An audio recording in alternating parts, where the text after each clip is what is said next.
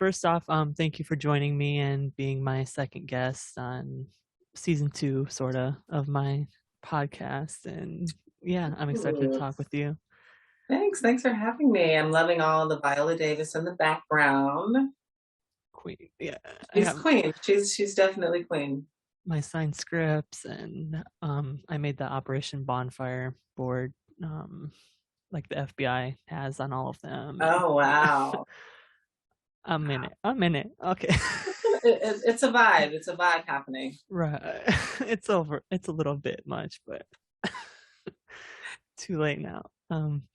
But you mentioned kind of uh um knowing like the weather, like growing up in Chicago and all that, and I was wondering if you could talk about growing up and like learning about you a little more growing up. Yeah. Well, yeah, I grew up in Chicago, so it was definitely cold around this time of the year.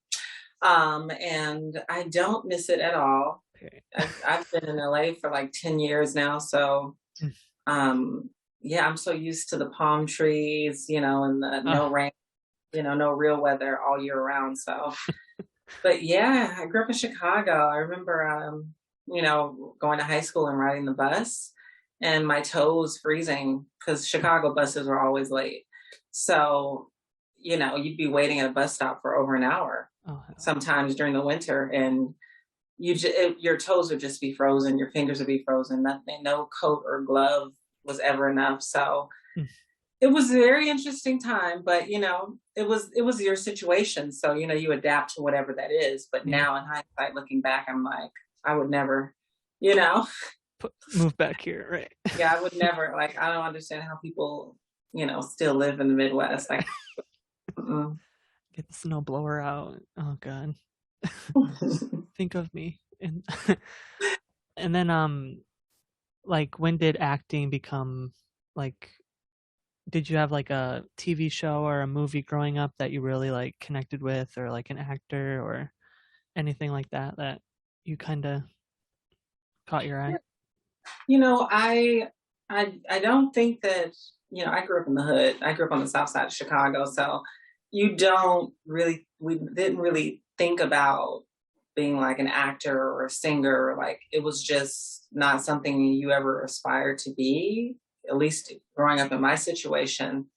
So it wasn't until I got into high school and I was doing like show choir, excuse me, and like I really started to fall in love with like the arts and music and dance, and acting came like even later, when I was in community college. That's when someone kind of said to me, you should just go to LA. Your family disowned you. You should just go to LA and be an actor. You're kind of funny. And I was like, okay. So, Brush it off. the joke was on me because I came to LA, and acting was like the thing that I got into. So it was been about 10 years now. This is actually my 10-year anniversary this month. So Goals. yeah.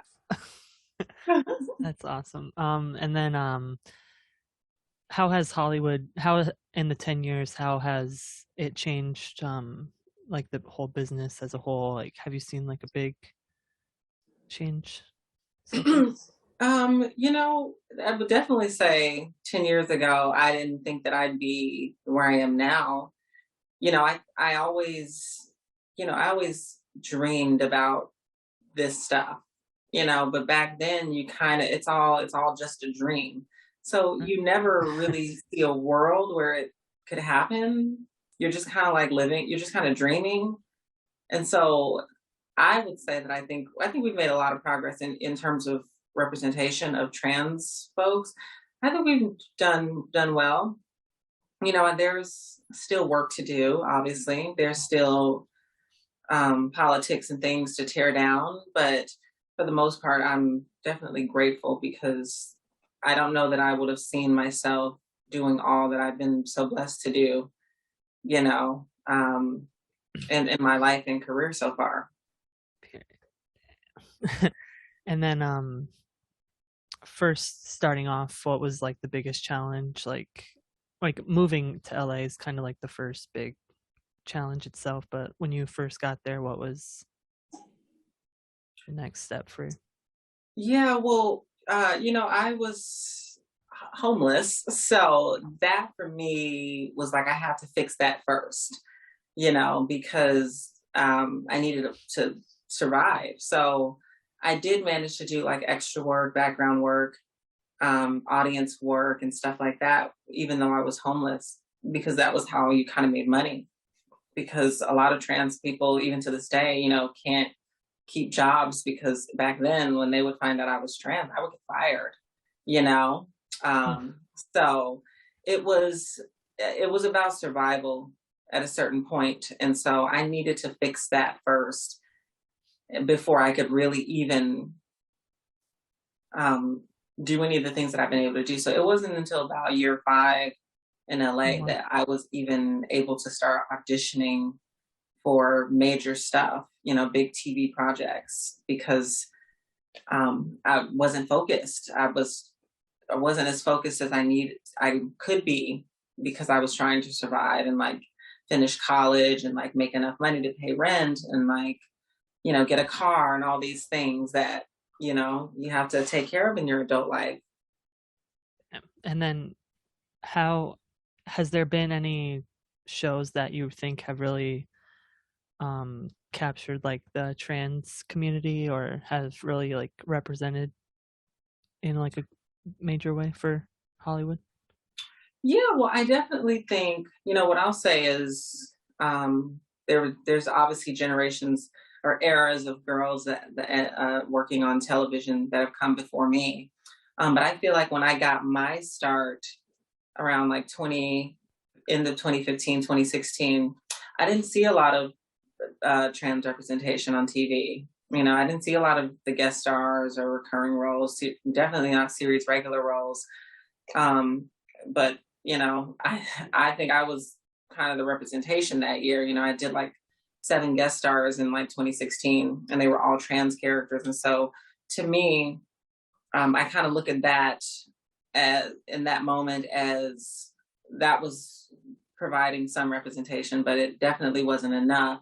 And then as we moved into like 2017, 2018, the conversation kept moving, and then we now see an abundance of trans roles and non-binary roles, um, in Hollywood. And so I think that we're definitely making progress, and things are much better than they were even just a couple of years ago. But there's still a lot of work to be done. I'm Yeah. hopeful and I'm grateful, but you know, there's still work to be done. But in terms of the shows, obviously Pose, a show like Pose helped to shed a light on our community. I can't really think of many other shows other than individual stuff. Like Friends being on, like my friend is on Big Sky on ABC, and just now the Queer as Folk reboot and like stuff like that. So you're seeing us trickle into things, but Pose I think was a show that kind of was like all about trans. So Oh, yeah. I miss it. Can't believe it ended. I know. On a high note though, so that's always good. On a high note. I kind of wanted to go over some of your other roles before we jump into me fangirling over murder, but Transparent, Empire, Chicago Med, MacGyver, and The Alienist were some that I saw you in and wrote down. So I was wondering, out of those, which ones did you have like stuck with you? Like, Yeah. Wow, that's a lot. It's a tough one because they all had different experiences. I'd say MacGyver, since that was the last TV thing I did this year, um, was the one that I loved the most, and I'll tell you why. It was the first time that I felt. Excuse me, got a little hair dangling here. There we go. Okay, just fix the hair up a little bit there so she's not looking a little nappy. MacGyver was like the first role, and this is all up to all the other projects I've done, where I felt like I was an intricate part of the story. Oh, I felt like you couldn't tell the story, you couldn't finish the episode without my character.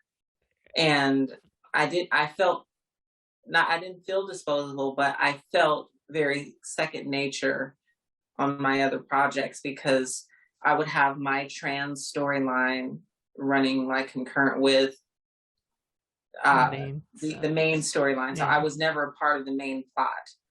And so with MacGyver, I was a part of the main plot. I had to help solve the case. I had to help figure out the science of it all, you know, and I loved that because I got to just exist and I felt important and I felt, you know, like I was a part of a family, you know, and it was great. I mean, I love doing legal jargon and that type of stuff. And so to play like an electrical engineer with 5 master's degrees was amazing. And just, yeah, I just really loved working on that show. Everyone was so nice. And I got really, really close so quickly to the cast where I felt like I pretty much was like a main character, especially with their fans. Their fans are so amazing that they just, even to this day, they're still tagging me with the main cast, and I was just a recurring character. So I found that experience to be really special.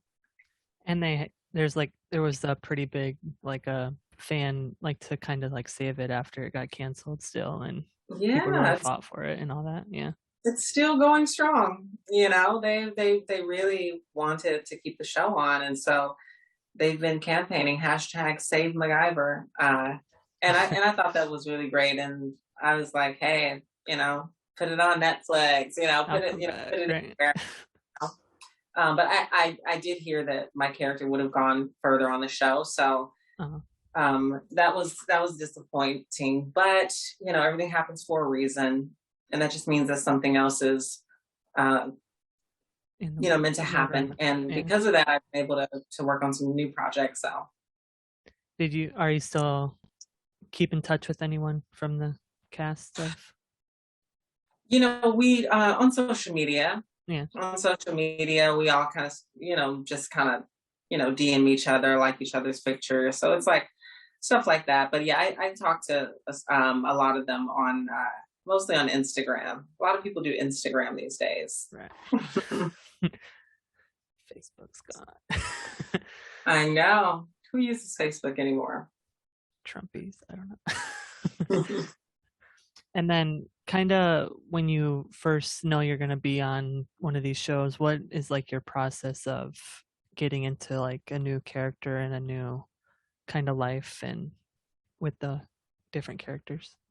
Yeah, you know, I think it depends. I've been doing a lot of movies this year.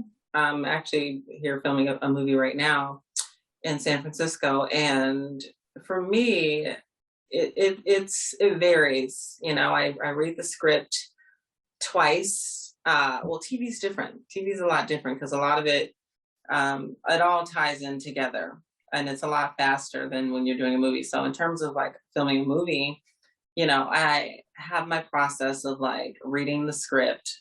I read the script like twice, and then I'll challenge myself to read, you know, any scene that I'm not in that doesn't pertain to me. I like exit out because I don't want to know what other people are thinking about. I don't want to know what other people are talking about when I'm not there.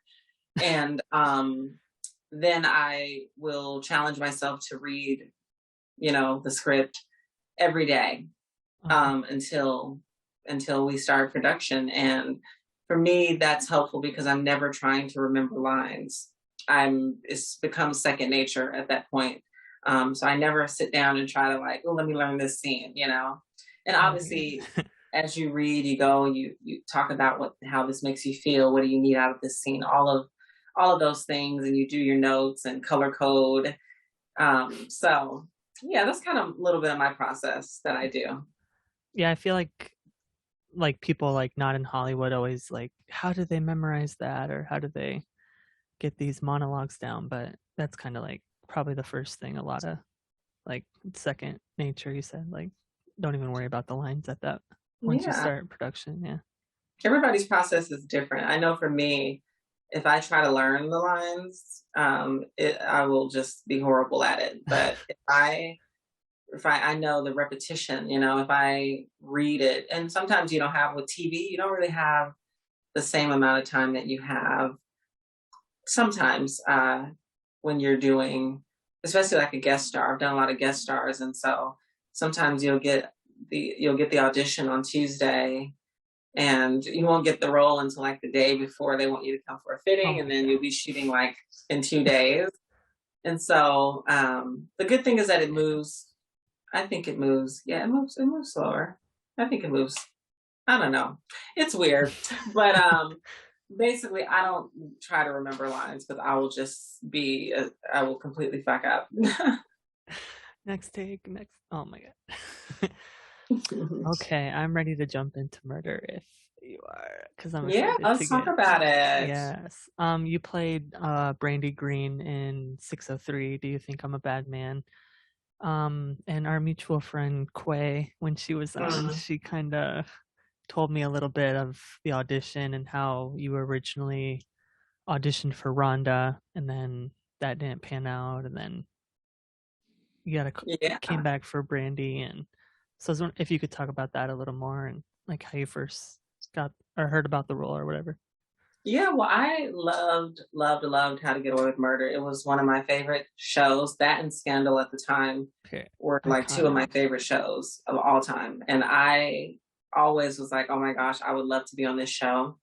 And like I think until like season 3 or something, I met Peter Norwalk, the creator, at a trans march. It was at a trans vigil actually for the trans people we lost that year. And I met him there through a mutual friend, Carrie Cecil, and him and I just got to talk that night at USC and just talk about the representation. And we followed each other on Instagram, stayed in touch all these times, and I remember when he brought me in for the Rhonda role, I did a post. I do my little social justice Insta stories, I call them, where I air out my frustrations about Hollywood sometimes. And I think I wrote, bring me in for roles, cast me, give me an opportunity.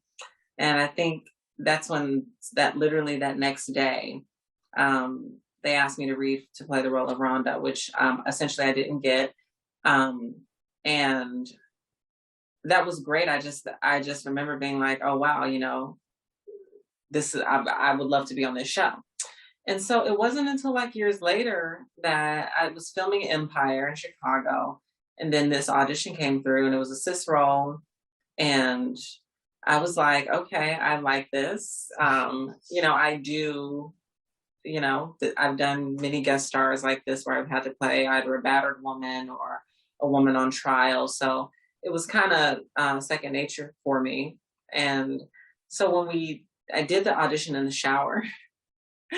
I did it like not in the shower with the water running, but like that was the best place with lighting, and like I could set my phone up in the shower. And so I did the tape, and all the character names were different, so I didn't know who I was going to be in scenes with or anything. And when I got the role, I was like, oh my gosh, I can't believe this. And finally, when they sent the script, I got to see who I was going to be in scenes with, and I was like, oh my God, Viola Davis is going to play my lawyer. Rome Flynn is going to like question me on the stand. Asia Naomi King is like going to be my best friend now. And so I just, thought about all that stuff, and it was fucking amazing. Truly. I mean, Viola Davis is a stand-up woman. She is exactly who you think she is. She is amazing and beautiful and talented and real and raw and so loving. It was probably the best experience I've had. It was great. Oh, I love that. And what was like the first scene that you shot as Rhonda? Was it like I was Brandi, actually. Oh, Brandi. Yeah, like was it the entire like Michaela talking to you in the like the room, or was that? No, actually, that was the last scene that I And the funny thing about that scene is that Quay and I are best friends. We're both trans and black, and we both auditioned for Brandi. Obviously, I got it. I told her, "Girl, it was like no question about it, girl." Right. No, Give I'm kidding. Um, but then she got another role on the show to play, which was a recurring role, which is another cis character.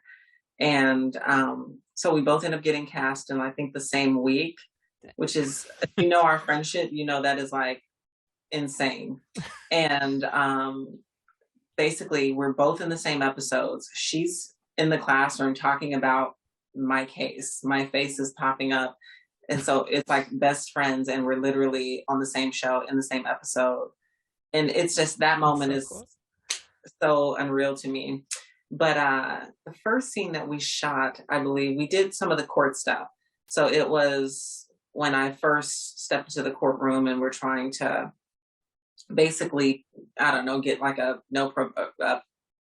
Can't really remember what it's called when you don't go to jail, like bond. We were trying to get released on bond or something. Yeah. And it was just great. All the cast was there, and you know, really everyone was so sweet and just so friendly and kind, and you know, wow. I miss.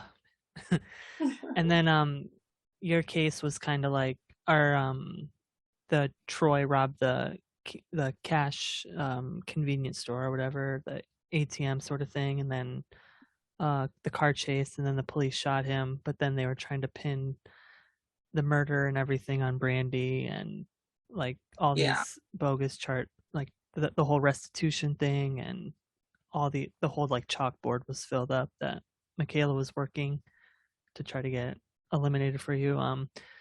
What was it like having a case that kind of is dealing with like real world stuff in our country and with like police brutality and all that? Like, what was it like having a case like so Yeah. real? Like, Yeah, that was, I thought it was beautiful. I thought it was beautiful that they cast me to do that. That's to this day, that is the only television role I've ever played that was non-trans.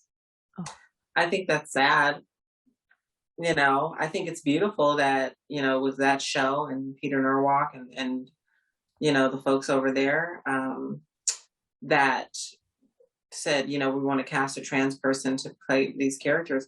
But you know, that was years ago, and that's the only time I've ever played non-trans. And I don't know what that says about Hollywood yet, because I've been working a lot, but I just only play trans characters.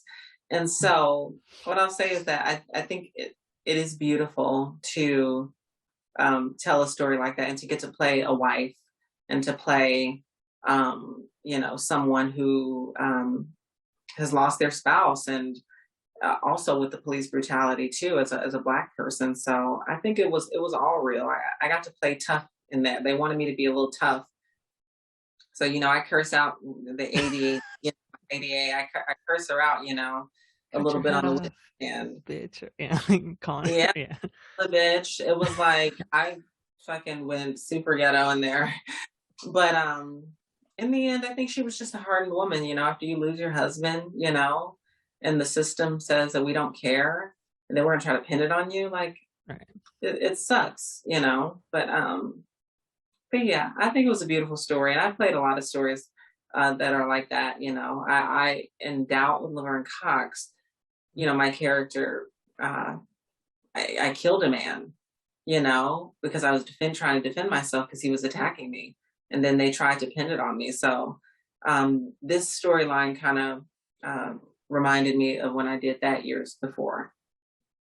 I feel like the show How to Get Away with Murder had like a shift with their cases. Like it started off with like the cases of the week being kind of like fantasy, like kind of like over the not like over the top, but like not realistic, kind of, you know. But then towards the later half, they really like started focusing on more like real world stuff and in the Yeah. country. So I felt like it was a really good case for.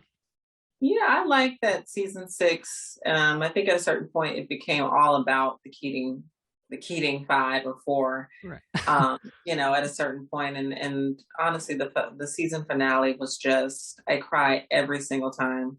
You know, Viola Davis is a fucking amazing actress.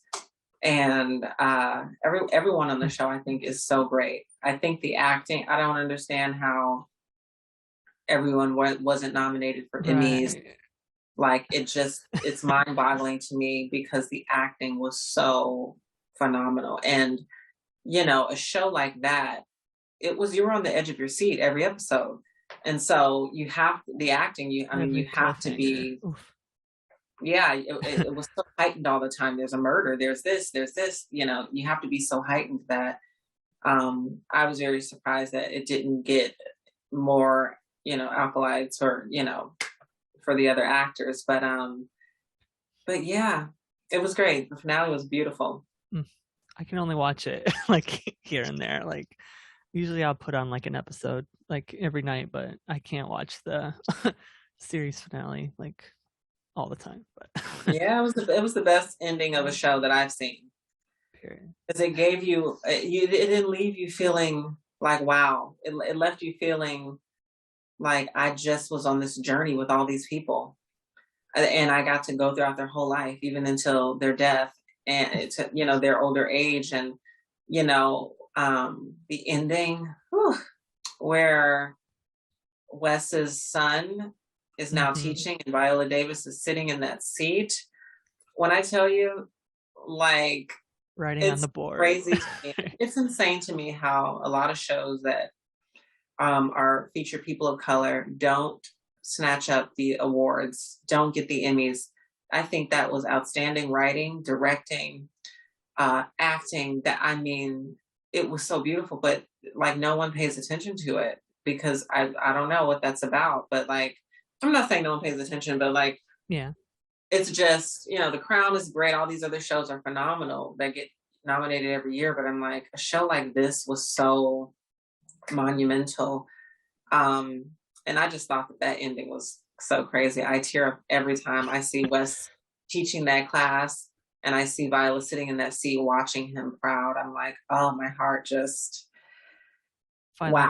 got her child in a way, like She finally got mentoring her and child. yeah. She's proud and she can go on and she can die in peace. And his legacy will still be there. You know, Wes's death was, Uh, oh my God. a Wow. punch through the TV. Oh my god. Wow. Mm, And then we have some questions from our mutual friend Quay. She kind of sent a quite. lot. But first off, she wants to know what it was like working with the award-winning actress Quay Tan. She wants to know what that was like, and also how tall are you? And she wants to know if you're intimidated by her.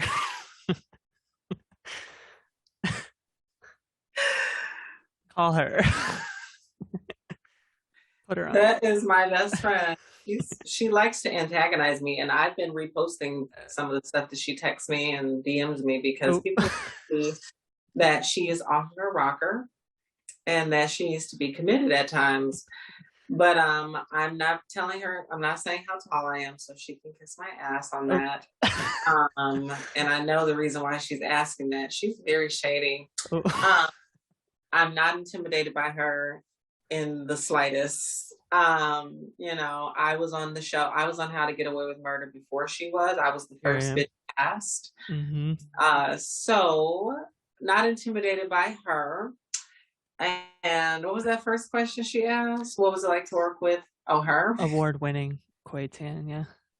Well, I don't know if she won any awards, but I also didn't work with her because she was not in any of the scenes I was in. Right. The one thing the one thing I Straight was jacket.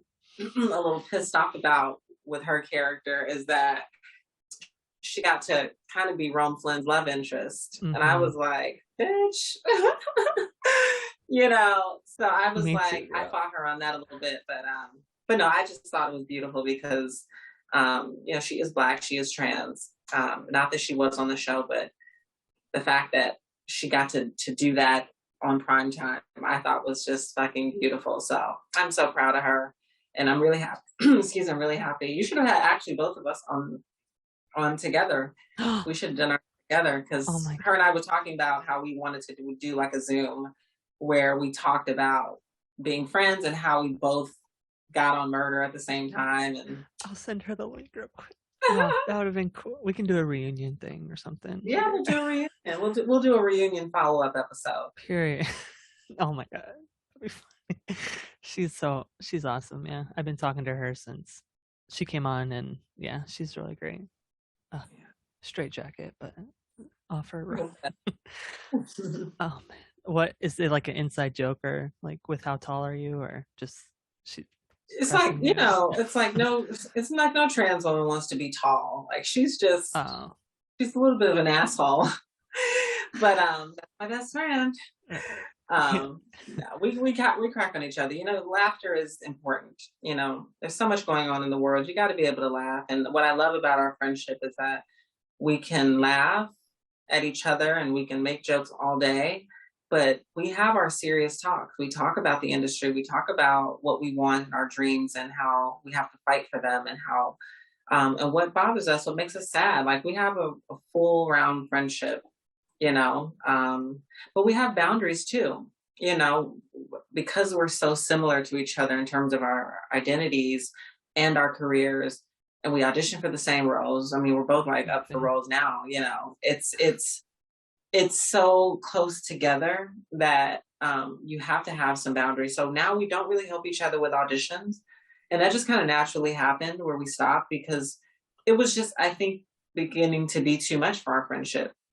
Where it was like we do everything together, and it was like, let's do our own auditions. Like we didn't talk about it. It naturally happened, which I think is beautiful in a friendship. So yeah, we have a good friendship, I'd say. How long have you like known each other? It's been about 6 years. We met like at we auditioned for Supergirl years ago, and how we kind of became friends after that moment. Whenever you see a girl and it's like, oh, she might get it, let's be friends.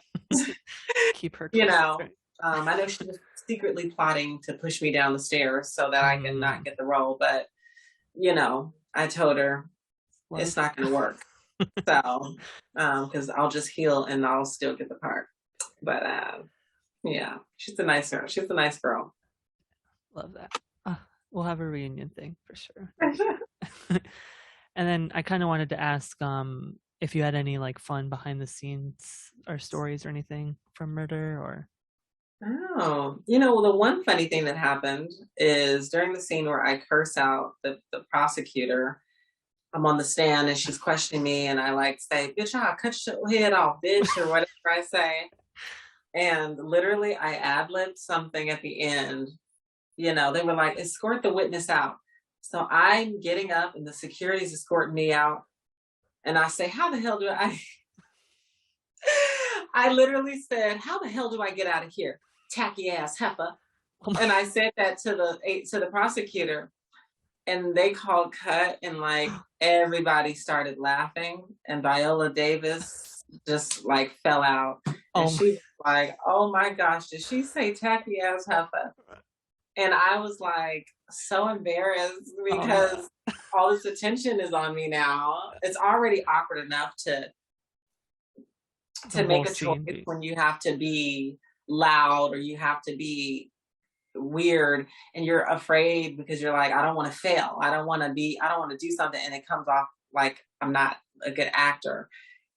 Which, we all feel that way sometimes, but it was awkward just because like everybody thought it was funny. So they were all looking at me, and I mean, to have the Queen Viola Davis laugh at one of my lines, and to basically, repeat it was just like, wow.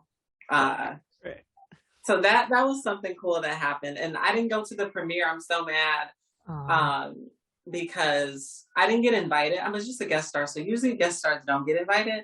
But I also didn't ask, because I was like, I didn't want to like, I was like, this is Clay's moment. I want her to have, this is her, she was recurring on this show. And so I'm like DMing Rome, and I'm like, I guess they lost my invitation in the mail. And he's like, I guess so. Oh And, my. you know, Peter Norwalk was like, oh, I wish you would have told me. I would have just, we would have loved you to come. So I could have came, but I kind of dropped the ball on that. But it was Quay's moment. I've recurred on a lot of shows, and this was her. I think her second recurring role. So I really just wanted her to go, and it's her. It's her moment. The moment. I like. She said Yeah. that on. I heard that Wendy Williams thing, like the "I am the moment." Like. Yeah.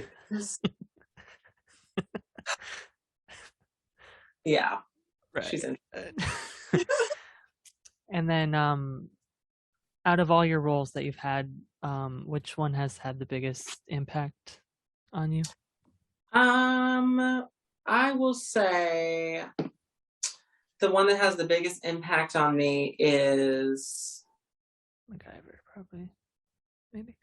well, MacGyver. I'd say that was the one that gave me my wings. But I'm doing some movies right now, and these are really challenging me as an actor. And so I think once these are announced and once they come out, I think these will be the ones, because this is very different material. I'm getting to be a love interest and do romance. But I think as a collective, Empire was a great role. I'll say that was the one that I had the most fun, because I got to be a singer. And I always wanted to be on Empire. When it first came out, I remember trying to like do video submissions to get like a walk-on spot on the show. I always wanted to be on stage singing in a gown, and the fact that I got to do that is like insane to me. A lot of this stuff happens, and you're like, wow, like I envisioned it just like this. And so Empire, I would say Empire was definitely a moment. I wish I could do it all over again now that I look different, lost a little bit of weight, uh, you know, I'm a much better singer now, an artist. I'm like, I would love to do a music drama again. So Empire was probably the one that I had the most fun on, because it was a dream to get on stage in front of an audience in a big theater and sing to your own music. And to be a star, I was playing a celebrity. Like, that's fun, because in real life, I don't have people coming up to me asking for autographs like that. So Yeah. it was fun. Yeah. Yet I've been recognized like a couple of times, which I think is funny all the time. I'm like, oh, you really watched that? From But, what do they or what from what shows, or well, do they? it's usually if like the show is airing. So like it's like Oh, if you okay. want to go and get recognized, like if your show is airing on primetime, like go out the next day in LA and just make your face out there. Pre-COVID, of course, Right. where you didn't have to wear masks. But it was Empire, actually. I was at the mall in Culver City, and these two girls, like, I mean, it's like thousands of people. It's the holidays, and they're like, "Oh my gosh, you're in Empire," and I was like, "Yeah, Oh. you watched it." That's So cool. Oh. yeah, it's And then, beautiful. you said you are filming some stuff now. Is there any announcements on any of that, or is it still pretty? Well, the one movie that I've already shot, Replica, it has been announced with Mickey Rourke and Jeremy Luke. That one we wrapped about a little bit over a month ago. And yeah, that one I play a trans woman on a journey from Mississippi to LA to be an actress.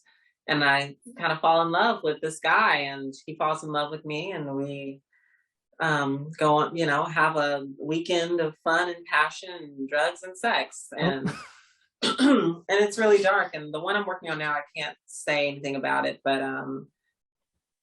this one is really, I think, gonna blow people away, because it's like you've never seen me before, So yeah, but it should be announced soon. But yeah, that's pretty much what I've been working on. Can't wait for. I want to know. And then before I let you go, is it ever hard? I kind of skipped over this earlier, but is it hard ever getting to like the emotional scenes or the intense scenes, specifically like murder, when you're like going over what happened with Troy? And is it ever hard getting to like that emotion right away?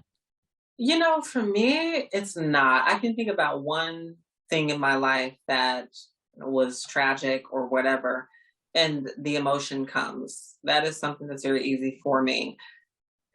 What happened with this project I'm doing now is one day I tried something different. I tried like listening to music, I tried isolating myself, and I completely could not get to my emotion. The first time this has ever happened to me. And literally, I'm like, what the fuck is wrong with me? Like, this is what I do. I'm a doctor, and I could not get in, nothing was coming out. And so I said, fuck that. I'm not going to try to do something just because it sounds good. I'm not going to be like, oh, this is my process. The emotion comes to me naturally because I've had a really hard fucking life. You know what I mean? And so I think about one thing and that makes me tear up. That makes me sad. That makes me feel a lot of feelings. Whereas trying to, and I know for other actors, it's different where they have to get into a space, a headspace. For me, if I try to do that, like nothing's going to come because now it feels like I'm forcing myself to think about something. And I discovered that with this project. And then we did another emotional scene on this shoot. And it was like, literally, I'm like, hey, bitch, what's up, girl? Action. The emotion comes.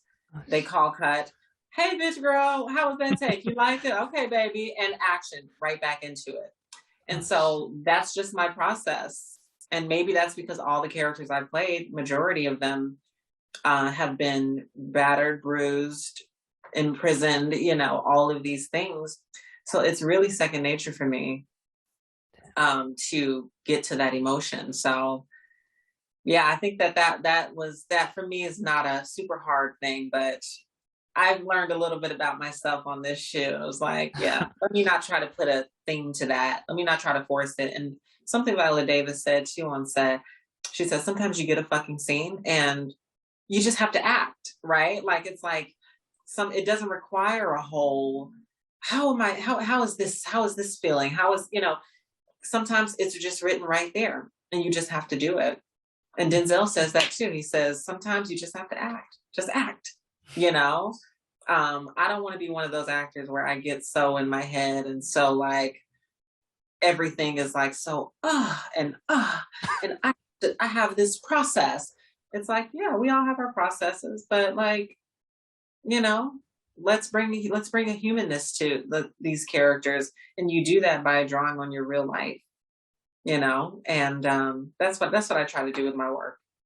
Those are always the best characters too, when they're not over the exaggerated, or they're just like a real human, like that everyone can connect with. That's all I have for you. Oh my god, thank you for coming on and talking about my favorite show with me.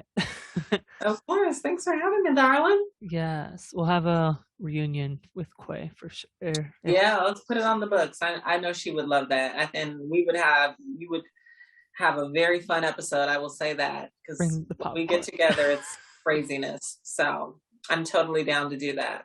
Just bought some popcorn, so.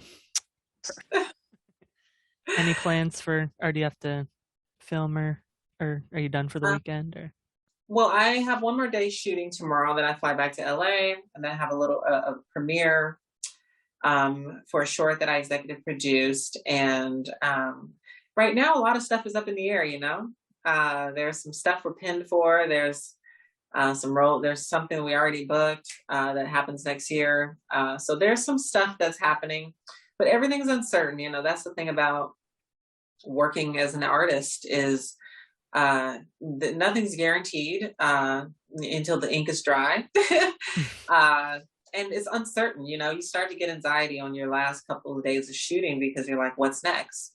Where's my paycheck? Where's my next artistry going to come from? All this stuff that you start thinking about. But I just am getting to a space where I just want to live my life every day. I want to be able to pay my bills. I want to be happy. I want to protect my mental health. And I want to do what I love, and I want to help shed a light on trans stories and characters and lives. And if I get to do that, I'm happy in whatever capacity. So that's pretty much what's happening right now. It was awesome talking to you. And You uh, too. do you one more thing? Do you have like any advice for someone like that's wanting to like start like writing or getting to Hollywood or in this bit like in the business like Yeah, I just say there's no roadmap. There's no roadmap. Things are different than what they were 10 years ago when I was trying to be an artist. So I'd say at this point, the best thing that you can do is get up and just do it and just try. There's so many platforms. There's TikTok, there's YouTube. There's so much stuff out here that there's no excuse for why people are not fighting every day for their dreams. At some point, you look at it and this was all a dream for me. And now look at the journey. Look at what can happen in just 10 years. And so you have to get up and just do it. Believe that you can get up. If you want to sing, do some singing videos on TikTok, do some singing videos on YouTube. And guess what? If they don't get 1,000 or 1,000,000 views in the first 4 months, keep doing it. Keep doing it. If we're getting into the 10th year or so and you're only getting 100 views, you might want to like think about another career. No, I'm kidding. which But, it's like a lot of us are afraid. There's a fear of like, what'll happen? I have that fear. Sometimes I have a fear of things, but you have to challenge yourself and you have to do it. And so that's my best advice is there is no roadmap. Don't go looking for a perfect thing. The number one thing you got to do is make sure your craft is well and intact. Make sure that you are in the best possible situation so that when somebody comes knocking on your door with an opportunity, you are ready. So, well yeah. said. Oh my god.